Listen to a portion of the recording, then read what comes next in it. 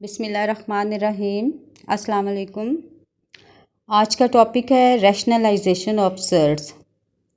Rationalisation क्या है?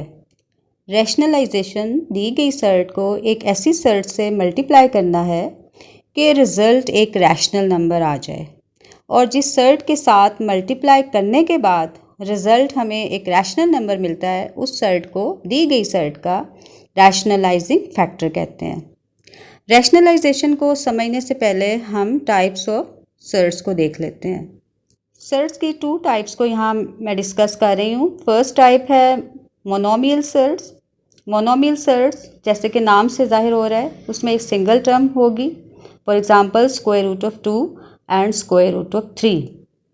ये हमारे पास मोनोमियल क्वाड्रेटिक सर्ट की एक एग्जांपल है। क्वाड्रेटिक इसलिए कि यहाँ पे ऑर्डर ऑफ द रूट 2 है। सेकेंड टाइप है बाइनोमियल सर्ट्स। इसमें टू टर्म्स होंगी। For example square root of 3 plus square root of 7 and square root of 2 plus 5। First example में दोनों टर्म्स हमारे पास सर्ट्स हैं, और सेकंड एग्जांपल में फर्स्ट टर्म सर्ट है एंड सेकंड टर्म एक रैशनल नंबर है।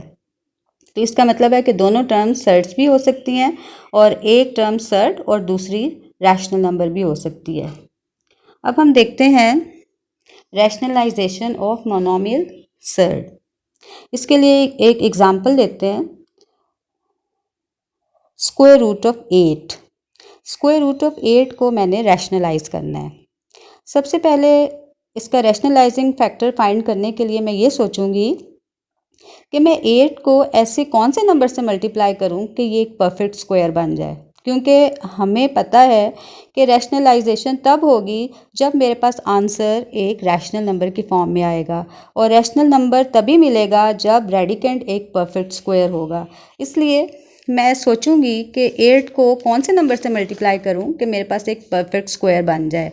यहाँ पे मैंने सोचा कि अगर मैं स्क्वायर रूट ऑफ 8 को स्क्वायर रूट ऑफ 2 से मल्टीप्लाई करती हूँ, तो identity square root of a into square root of b equals to square root of a भी अप्लाई करने के बाद मेरे पास रेडिकेंड बन जाता है 16, जो कि 4 का परफेक्ट स्क्वायर है। तो आंसर मेरे पास आ गया 4, जो कि एक रैशनल नंबर है। इसलिए square root of 2 square root of 8 का रैशनलाइजिंग फैक्टर होगा। और इसी तरह से अगर स्क्वायर रूट ऑफ 2 गिवन होता तो स्क्वायर रूट ऑफ 8 उसका रैशनलाइजिंग फैक्टर होता। अभी इससे एग्जांपल को मैं एक और मेथड से भी कर सकती थी, वो ये कि स्क्वायर रूट ऑफ 8 को मैं स्क्वायर रूट ऑफ 8 से ही मल्टीप्लाई कर दूं। क्यों? इसलिए कि जब मैं 8 को 8 से मल्टीप्लाई करूंगी तो रेडिकेंड में 64 है, जो कि 8 का परफेक्ट स्क्वायर है, और आंसर मेरे पास 8 बन जाता है, जो कि एक रैशनल नंबर है। तो यहाँ से बच्चों एक और रिजल्ट मैंने निकाल लिया, वो ये कि एक ही गिवन सर्ट के एक से ज़्यादा रैशनलाइजिंग फैक्टर्स हो सकते हैं।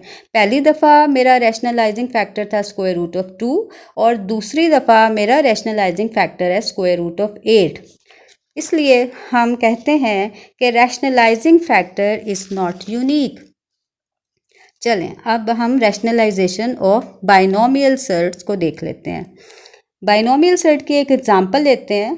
3 प्लस स्क्वायर रूट ऑफ 5। ये एक बाइनोमियल क्वाड्रेटिक सर्ट है। क्वाड्रेटिक फिर मैं समझा दूं, इसलिए कह रही हूँ कि स्क्वायर रूट ऑफ 5 यहाँ पे सेकंड ऑर्डर को रिप्रेजेंट कर रहा है, सेकंड ऑर्डर सर्ट है, इसलिए मैं इसको बाइनोमियल क्वाड्रेटिक सर्ट भी कह सकती हूँ। 3 प्लस स्क्वायर रूट ऑफ 5 को जब मैं रैशनलाइज करूँगी तो इसका रैशनलाइजिंग फैक्टर फाइंड करने के लिए मैं formula a plus B into A minus B equals to A square minus B square से हेल्प ले सकती हूँ। यहाँ से मैंने, चूँकि मुझे 3 plus square root of 5 given था, इसलिए मैंने 3 माइनस स्क्वायर रूट ऑफ 5 को इससे मल्टीप्लाई करने का सोचा। जब मैंने इससे मल्टीप्लाई किया और फार्मूला अप्लाई किया तो आंसर मेरे पास 4 आ गया, जो कि एक रैशनल नंबर है। इसी एग्जाम्पल को अगर मैं इस तरह से लिखूं, 3 प्लस स्क्वायर रूट ऑफ 5 के बजाय स्क्वायर रूट ऑफ 5 प्लस 3 लिख लूं, क्योंकि ये दोनों सेम सर्ट्स हैं। मैं 3 प्लस स्क्वायर रूट ऑफ 5 को स्क्वायर रूट ऑफ 5 प्लस 3 भी लिख सकती हूँ।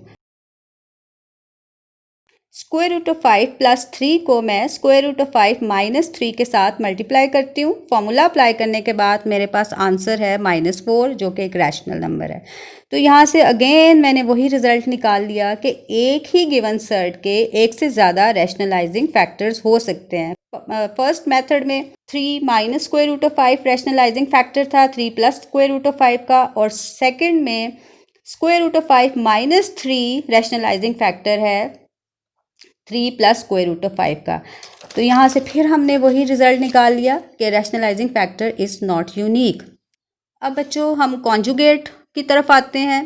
कॉन्जुगेट असल में रैशनलाइजिंग फैक्टर का दूसरा नाम है, यानी rationalising factor is also called conjugate. आपके पास जो एग्जाम्पल 3 थी, 3 प्लस स्क्वायर रूट ऑफ 5, उसका रैशनलाइजिंग फैक्टर जो आपने फाइंड किया था वो 3 माइनस स्क्वायर रूट ऑफ 5 था।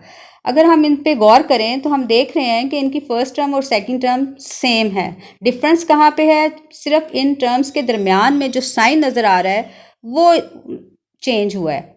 अगर प्लस था तो माइनस हो गया, और अगर माइनस होता तो उसका कॉन्जुगेट प्लस हो जाता।